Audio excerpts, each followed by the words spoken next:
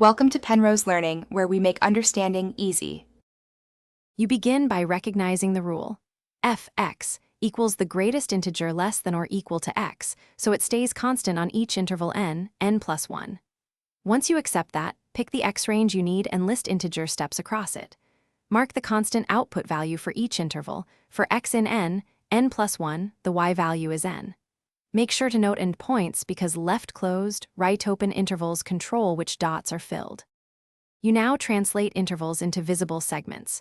Draw a horizontal line at y equals n starting at x equals n up to but not including x equals n plus 1. Once done, place a filled dot at the left endpoint to show inclusion, then an open dot at the right endpoint to show exclusion.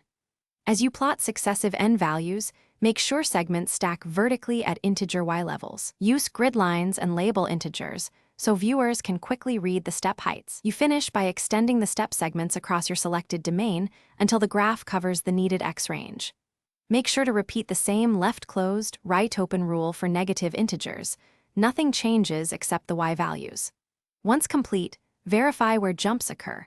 At each integer x there is a discontinuity upward.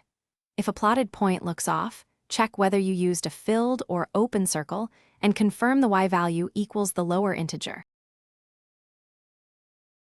Thanks for watching. If this was helpful, leave a like and consider subscribing. See you next time.